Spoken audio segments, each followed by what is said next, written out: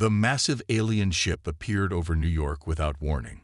It hung in the air like a giant silver disk, its smooth surface reflecting the morning sun. Within hours, every military base on Earth went into high alert, but the aliens made no hostile moves. Instead, they sent a simple message: the Galactic Council welcomes Earth to the interstellar community. 3 days later, Captain James Miller stood in the United Nations building, preparing to present humanity's military capabilities to the Council representatives. His dress uniform felt tight around his neck as he watched the alien delegates enter the room. They looked almost human, except for their blue-tinted skin and slightly larger eyes. Ambassador Rax, the Council's chief representative, took his seat at the center of the panel. He had a look of bored interest on his face, as if he had done this 1,000 times before. "Please proceed with your military assessment, Captain Miller," he said, his universal translator making his words sound perfectly clear. Miller stepped forward and began his presentation. He showed videos of Earth's most advanced weapons, stealth fighters, aircraft carriers, and the latest missile defense systems. The aliens watched without reaction. Then he moved on to showcase their infantry weapons, including the newest assault rifles and battle tanks. A laugh echoed through the chamber. It started with Ambassador Rax and spread to the other council members. "You still use projectile weapons?" Rax asked, wiping tears of amusement from his eyes. "Physical bullets and explosives. How quaint." Miller felt his face grow hot, but he maintained his professional composure. "Our weapons have proven highly effective in all our conflicts," he stated firmly. "Allow me to demonstrate something, Captain," Rax said, standing up. He pulled out what looked like a small silver pen from his pocket. With a quick motion, he activated it, creating a glowing energy shield in front of him. "This is standard-issue personal protection for even our civilian vessels." Another council member, a female with silvery hair, stepped forward. She held up a small pistol-like device. "And this," she said, "is what we consider a basic weapon." She fired at a demonstration target they had set up. A beam of pure energy shot out, vaporizing the metal target instantly. The council members looked at Miller with what could only be described as pity. "You see, Captain," Rax explained, speaking slowly as if to a child, "we moved beyond physical projectiles thousands of years ago. Energy weapons and shields are the mark of an advanced civilization. Your bullets would be useless against even our most basic defenses." Miller watched as they demonstrated more of their technology. Energy rifles that could burn through steel, defensive shields that could stop anything thrown at them, and weapons that could disrupt electronic systems with a single shot. All of it was impressive, he had to admit, but something about their absolute confidence bothered him. At the end of the presentation, Ambassador Rax stood again. "The Council has decided to offer Earth a probationary membership in the galactic community," he announced. "We will provide you with basic technology to help you catch up to modern standards. Your current military capabilities are, frankly, at a level we haven't seen since the early development of the Droxy, and they were still throwing spears." More laughter filled the room. Miller clenched his fists behind his back, but kept his face neutral. "We accept your offer," Miller responded diplomatically, "and look forward to learning from the Council's experience." As the meeting ended and the aliens filed out, still chuckling among themselves, Miller felt a strange sensation in his gut. 20 years of military experience had taught him never to underestimate any weapon, no matter how primitive it might seem. He wondered if the Council's dismissal of human technology might prove to be a dangerous mistake. Looking out the window at the alien ship hovering over the city, Miller pulled out his phone and sent a quick message to military command. "Request immediate testing of conventional weapons against energy shield technology. Priority level. Urgent." The sun was setting over New York, casting long shadows across the streets. As darkness fell, Miller couldn't shake the feeling that the Council's laughter might not last forever. Sometimes, he thought, the old ways of doing things survived for a reason. 1 month after the first contact, The desert air at the Nevada testing range shimmered with heat as 3 Council military advisors walked across the tarmac. Their blue skin looked almost purple under the harsh sun as they followed Lieutenant Emma Walker toward the testing area. "This facility is quite basic," said Senior Advisor Trell, not bothering to hide his disapproval. He held up a small device that created a cooling field around him and his fellow advisors. Emma fought back the urge to roll her eyes. After 3 weeks of these assessments, she was tired of their constant looks of superiority. "We find it serves our needs," she replied simply. Behind them, Captain Miller watched the group with careful attention. He hadn't forgotten the laughter from the UN meeting, and now was their chance to learn more about the Council's technology. The testing area had been set up with various targets at different ranges. The Council advisors had agreed to demonstrate their defensive technology, mainly to prove how outdated Earth's weapons truly were. "Observe," Trell said, placing a small disc on the ground. With a soft hum, it projected a glowing energy shield about 10 feet tall and wide. "This is our most basic defensive barrier, the kind we give to civilian security forces." Emma nodded, making notes on her tablet. "And you say this can stop any weapon?" "Any energy-based attack," Trell corrected her. "Though your primitive projectiles wouldn't even register on its defensive matrix." He smiled that same condescending smile they'd all grown used to seeing. "Would you mind demonstrating?" Emma asked, keeping her voice professional. Trell nodded to one of his colleagues, who pulled out their standard energy pistol. The weapon hummed to life, its barrel glowing with blue light. When he fired, the energy bolt hit the shield and dissipated harmlessly, creating beautiful patterns of light across its surface. "Now," Trell said, "would you like to try your weapons? Though I must warn you, it might be embarrassing." Emma looked at Captain Miller, who gave a slight nod. She turned to the firing line and pressed a button. A standard-issue police taser fired its electrodes at the shield. As expected, they bounced off harmlessly.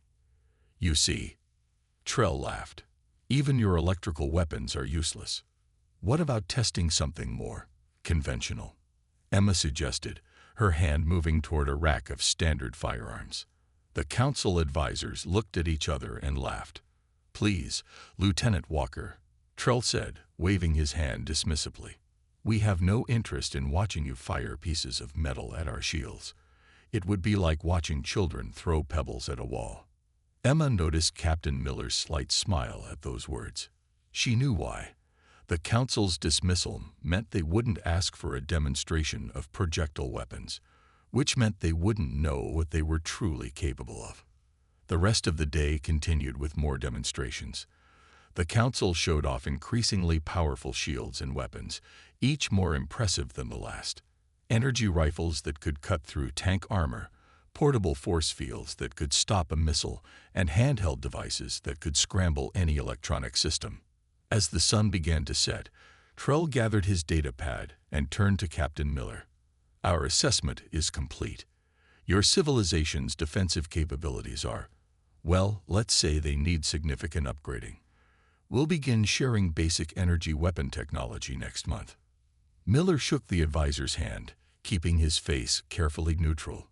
"We appreciate the Council's guidance," he said. After the Council members had left in their shuttle, Emma walked over to Miller. "They never once asked about regular bullets," she said quietly.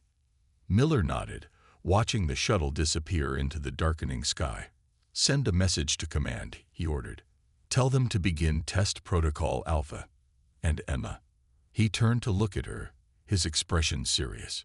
"Make sure we test everything. Bullets, shells, railguns, the works. Something tells me we might need that data sooner rather than later." As night fell over the desert, the sounds of regular gunfire echoed across the range.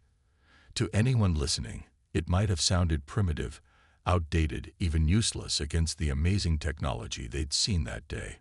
But as Emma watched the test results come in, she couldn't help but smile. Sometimes, the old ways were the best ways. Deep beneath the Nevada desert, Commander Thomas Brooks stood behind thick protective glass, watching his team prepare their latest test. The underground facility had been running nonstop for 2 weeks, ever since they'd received the data about the Council's shield technology. Test number 47, a technician announced over the intercom. Standard NATO 5.56 mm round versus captured Council personal shield. In the test chamber, a basic energy shield glowed with its usual blue light. The Council had given them several outdated models for training purposes, clearly not expecting much from their primitive students. Their mistake. Fire when ready, Brooks ordered. The automated firing system activated. The sharp crack of the rifle echoed through the chamber. What happened next made everyone lean forward. The bullet passed straight through the energy shield like it wasn't even there, embedding itself in the concrete block behind. Play it back, Brooks commanded. Slow motion. On the high-speed cameras, they could see it clearly. The shield had never even flickered. It was as if the bullet had traveled through empty air. Lieutenant Walker, who had been quietly observing from the corner, stepped forward. Just like the last 46 tests, she said, their shields don't even detect physical projectiles. Brooks nodded, a grim smile on his face. They're so focused on stopping energy weapons, they've completely forgotten about basic physics. He turned to his team. Let's move on to the heavy weapons. Over the next few hours, they tested everything. A .50 caliber round went through just as easily as the smaller bullets. Tank shells, shotgun pellets, even simple thrown rocks, all passed through the energy shields without resistance. Sir, one of the scientists called out, you need to see this data. He pointed to his screen, showing complex energy readings. The shields are programmed to stop plasma, lasers, and other energy weapons. They create a field that disperses energy on contact. But solid objects, they're not even registered as threats. Brooks picked up one of the spent bullets from the collection tray. All that advanced technology, he mused, and they could be stopped by something as simple as this. The testing continued for hours. They tried different shield types, different ammunition, different angles of attack. The results were always the same. Physical projectiles passed through every time. Late that night, Brooks sat in his office writing his report to command. The words on his screen told a story that would change everything. Conclusion: Council shield technology shows zero effectiveness against conventional projectile weapons. Recommend immediate reorganization of Earth's defense forces to capitalize on this critical weakness.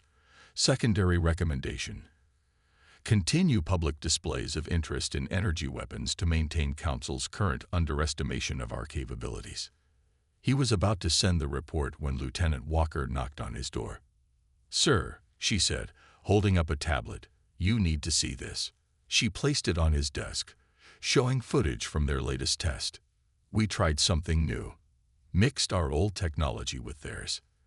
The video showed a bullet coated with a layer of energy-reactive material they'd learned about from the Council.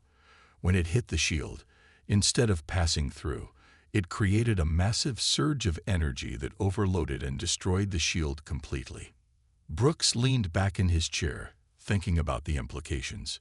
So we can not only penetrate their shields, but we can destroy them too. He looked at Walker. Have you shown this to anyone else? She shook her head. Only you, sir. Good. Keep it that way. He turned back to his computer and added a final line to his report. Additional finding. Possible methods discovered for not only bypassing, but actively neutralizing Council shield technology. Details to be delivered in person. As he sent the report, Brooks couldn't help but smile. Somewhere up there, the Council members were probably still laughing about Earth's primitive weapons. Let them laugh, he thought. The old saying was true. Pride comes before a fall. Lieutenant, he said, standing up, prepare all the test data for transport to command. Something tells me we're going to need this information sooner rather than later. Outside the underground facility, the desert night was quiet except for the occasional sound of gunfire from the testing range. To the Council, it might have sounded like the desperate practice of a primitive species. To Brooks, it sounded like the future. Red emergency lights flashed across the Mars colony's main control room. The colony's governor, Robert Wilson, watched in horror as 3 pirate ships descended from orbit, their black hulls reflecting the dim Martian sunlight. "Send the distress signal again," he ordered, both to Earth and the Council. On the main screen, they could see the pirate ships landing near the colony's outer dome. These weren't the usual space pirates. Their ships carried advanced Council technology, including the latest shield systems stolen from military bases across the galaxy. The colony's defense officer, John Parker, checked his Council-issued energy rifle with shaking hands. They only had basic energy weapons, given to them as generous gifts from the Council. The same weapons that, according to reports, had failed to stop these pirates elsewhere. Council response fleet arriving in 20 minutes, announced the communications officer. Earth fleet, 4 hours away. Governor Wilson's face went pale. "We won't last 20 minutes. The pirates were already cutting through the outer airlock. Their energy shields glowed brightly, deflecting the colony's defensive energy turrets with ease. Leading them was a massive alien with gray skin, carrying what looked like a miniature cannon. "This is Captain Krell of the Free Space Brigade." A rough voice came through the colony speakers. "Your defenses are useless. Surrender now, and we might let you live as slaves." Parker turned to the governor. "Sir, we have 50 colonists in the secure bunker, but the pirates will reach them within minutes." Wilson was about to respond when a new message flashed across the screen. It was from the approaching Council fleet. "Hold position. Do not engage. Our superior weapons will handle this threat." Just then, the pirates breached the main door. Their shields hummed as they walked through the colony's corridors, laughing as energy blasts bounced harmlessly off their defenses. "Council ships entering orbit," the sensors officer reported. "They're engaging the pirate vessels in space." But something was wrong. The Council ships' weapons seemed to have no effect on the pirate vessels. "These shields," one Council commander reported, his voice filled with shock. They're better than ours." Inside the colony, the situation was getting desperate. The pirates had reached the central plaza, their shields making them practically invincible. Council-issued weapons did nothing against them. Captain Krell stepped forward, his massive energy rifle pointed at Governor Wilson. "Now then, about that surrender." Suddenly, all communication screens lit up with a new message. "This is Admiral Stone of the Earth Emergency Response Force. All colony personnel, activate Emergency Protocol Delta. I repeat, activate Delta." Wilson's eyes widened. He quickly typed a command into his console, and hidden panels throughout the colony snapped open. Inside each one was what the Council would have called primitive weapons, regular guns, loaded with regular bullets. Parker grabbed one of the rifles, finally understanding why Earth had insisted on these backup weapons in every colony. As the pirates laughed at the sight of such primitive tools, he took aim. The first shot rang out. The bullet passed straight through the pirate leader's shield like it wasn't there, striking his arm. Krell's laughter turned to a scream of pain and shock. "Impossible," he roared. "These shields are top-grade Council technology." More colonists were emerging now, armed with simple projectile weapons. The pirate shields, designed to stop the most advanced energy weapons in the galaxy, did nothing to stop the simple lead bullets tearing through them. "Fall back," Krell screamed, clutching his wounded arm. "Fall back to the ships." But in orbit, something even more surprising was happening. The Council fleet watched in astonishment as 3 small Earth ships, just arriving ahead of the main fleet, opened fire with what looked like giant railguns. Simple metal projectiles, accelerated to incredible speeds, ripped through the pirate ships' supposedly impenetrable shields. Governor Wilson watched the main screen as the pirate ships exploded one by one. The Council commander's voice came through, sounding stunned. How did you?"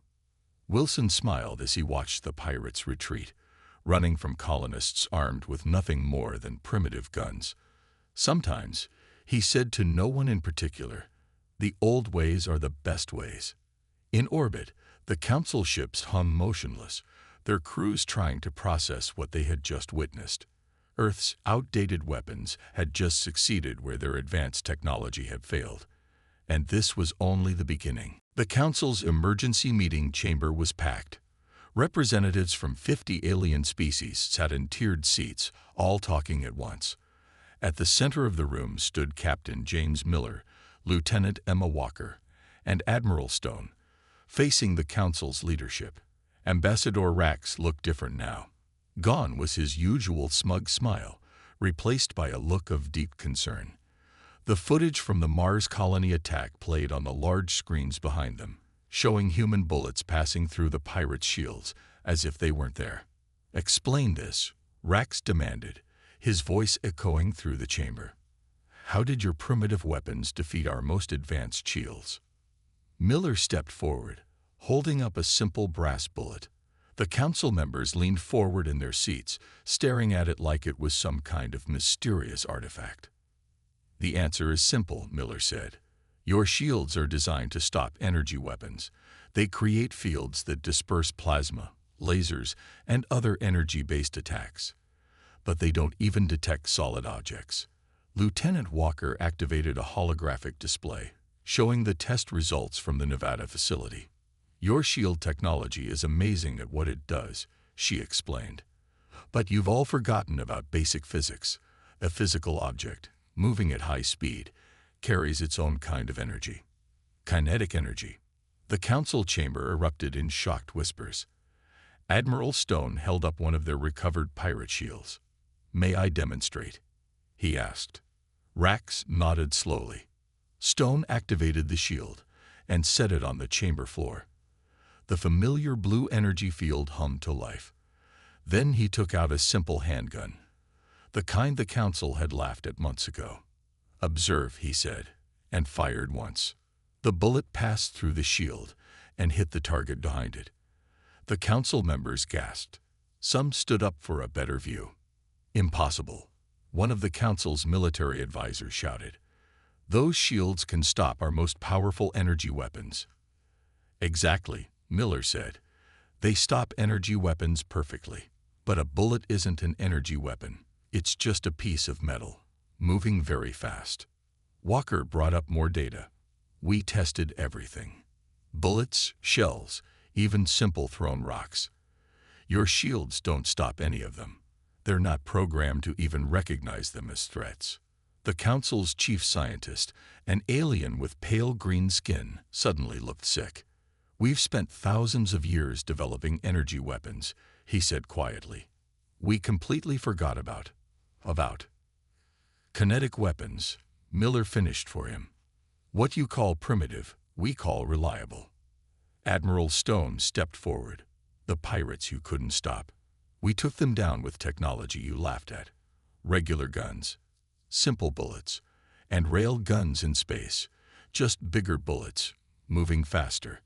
Rax stood up slowly. The chamber fell silent. "Why are you sharing this with us?" he asked. "You could have kept this advantage secret." Miller smiled.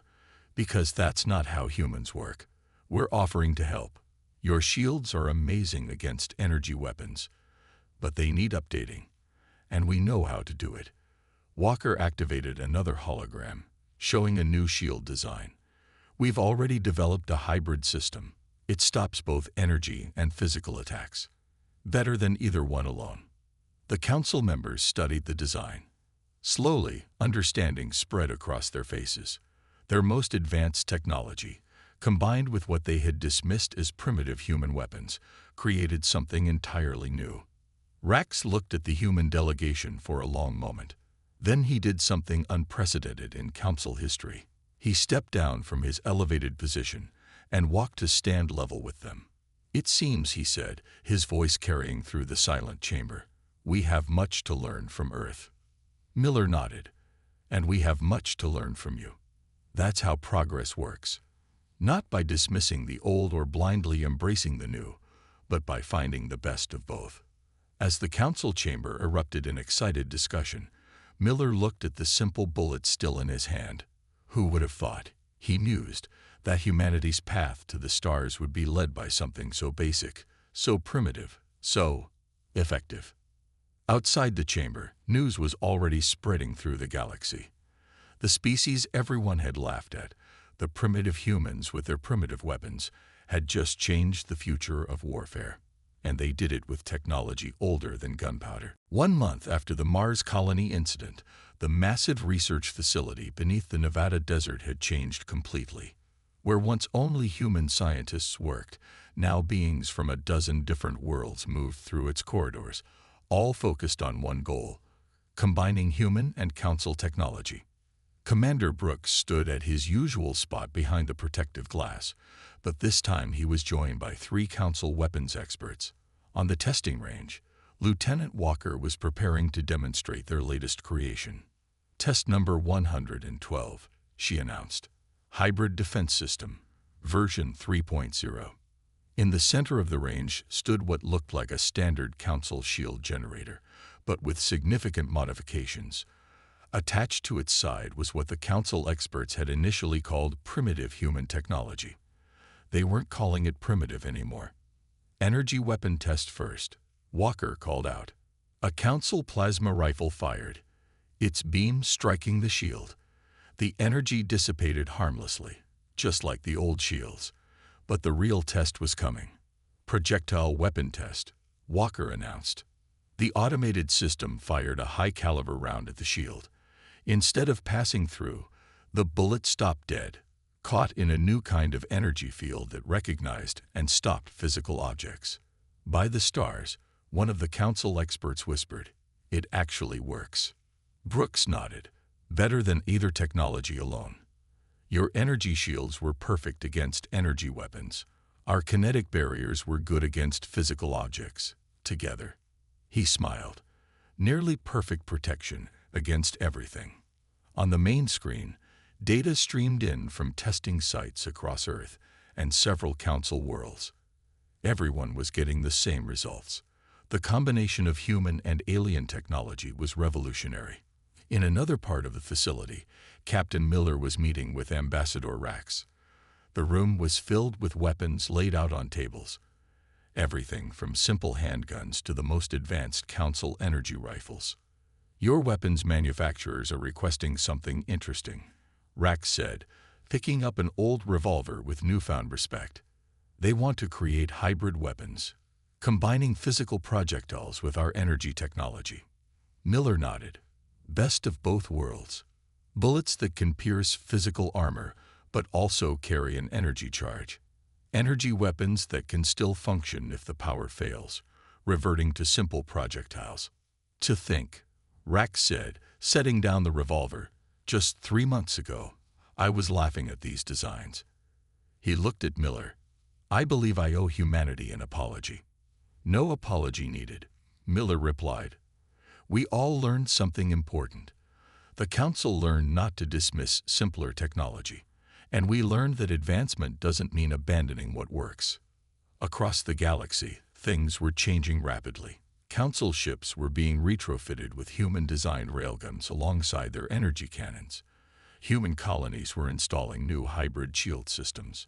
Even the pirates were finding their stolen shield technology useless against the new combined defenses. In the facility's main conference room, Admiral Stone was addressing a mixed group of human and alien military leaders. The screen behind him showed the new defense protocols being implemented across Council space. The pirates at Mars taught us all a valuable lesson, he said. They thought stealing the most advanced shields would make them invincible. Instead, they were defeated by technology they considered obsolete. One of the alien commanders raised a hand. But surely now that we've combined the technologies, the old weapons are truly obsolete. Stone shook his head. That's the second lesson we learned. Never abandon what works. Every ship now carries both energy and physical weapons. Every shield stops both types of attacks. Because the moment you think something is obsolete is the moment you become vulnerable. As the day drew to a close, Lieutenant Walker found herself back on the testing range, alone except for a young council engineer who was examining a simple hunting rifle with fascination. I still don't understand, the engineer said. How did we miss something so basic? Walker picked up a bullet from the table. Sometimes the simplest solutions are the hardest to see, she said, especially when you're convinced you've outgrown them. Outside, the desert sun was setting on a new era of galactic warfare. In orbit, Earth's first new hybrid-equipped starship prepared for its maiden voyage. Its hull bristled with both energy weapons and railguns, a visible reminder that the future belonged not to those who abandoned the past, but to those who learned from it. 5 years after the Mars colony incident, the Council's main chamber looked very different. Where once a single species had dominated the leadership, now representatives from many worlds sat at the high table, including humans. Captain Miller, now Admiral Miller, stood at the podium, addressing the gathered representatives. The chamber that had once echoed with laughter at human weapons now fell silent in respect as he spoke. 5 years ago, we all learned an important lesson, Miller said, his voice carrying through the vast space. It wasn't just about weapons or shields. It was about pride and the danger of thinking we know everything. Behind him, a massive screen showed the latest statistics. Piracy was down 90% across Council space. The new hybrid weapons and shields, combining human and Council technology, had changed everything. Ships now carried both energy weapons and railguns. Every colony had layered defenses that could stop any known attack. Ambassador Rax, now one of Earth's strongest allies, stepped forward to stand beside Miller. When I first met humans, he said, I thought they were primitive. Now I understand that primitive is just a word we use when we don't understand something. The screen changed to show footage from the new Earth Council Military Academy. Young officers from 100 different species trained together, learning to use everything from simple firearms to the most advanced energy weapons. In the background, a familiar face was visible. Lieutenant Walker, now Commander Walker, teaching a class about hybrid defense systems. But the greatest change, Miller continued, wasn't in our technology. It was in how we think. He picked up 2 objects from the podium, an old revolver and a Council energy pistol. 5 years ago, everyone in this chamber would have called one of these advanced and one primitive. Today, we understand that both have value. Both have purpose. The chamber's mood was different from that first meeting. There was no more laughter, no more smugness. Instead, there was respect, understanding, and most importantly, collaboration. Commander Brooks, watching from his seat, remembered those first secret tests in Nevada. Now, that facility had become the galaxy's leading research center for weapons development. Scientists from every Council race worked there, learning from each other, combining technologies in ways no one had imagined before. The pirates who attacked Mars thought they were invincible, Miller said. They had stolen our most advanced shields, after all. But they made the same mistake we all did, thinking newer always means better. On the screen, footage played from recent space battles. Ships using the new hybrid systems easily defeated pirates who still relied on stolen pure energy technology. The combination of physical and energy weapons proved unbeatable. Today, Miller announced, we're launching something new. The first graduating class of the Joint Defense Force, officers trained in both human and Council combat techniques. They understand that true strength comes not from having the newest technology, but from understanding all technology. The chamber erupted in applause as young officers from dozens of species marched in. Each carried both an energy rifle and a traditional firearm, a symbol of the new way of thinking that had spread through Council space. Admiral Stone, watching from his command ship in orbit, smiled as he saw the ceremony on his screen. His ship, like all others now, carried both types of weapons. Never put all your eggs in one basket, he muttered, remembering the old Earth saying that had become surprisingly popular among Council races. Back in the chamber, Miller concluded his speech. 5 years ago, the Council laughed at human guns. Today, we all understand that no one species, no one technology, has all the answers. The future belongs to those who are willing to learn from everyone, from everything. As the ceremony ended, Miller found himself standing with Rax near the same spot where they'd first met. The ambassador picked up one of the hybrid weapons, a pistol that could fire both energy bolts and physical bullets. "You know," Rax said thoughtfully, "I keep that recording, the one of me laughing at your weapons that first day." "Oh." Miller raised an eyebrow. "Why?" "To remind myself," Rax smiled, "that the moment you think you know everything is the moment you stop learning." Outside the chamber, ships of all species patrolled Council space, each carrying the weapons that had once been laughed at. And in training grounds across the galaxy, young officers learned a lesson that would be passed down through generations. Never laugh at something just because it's old. After all, it might just save your life one day.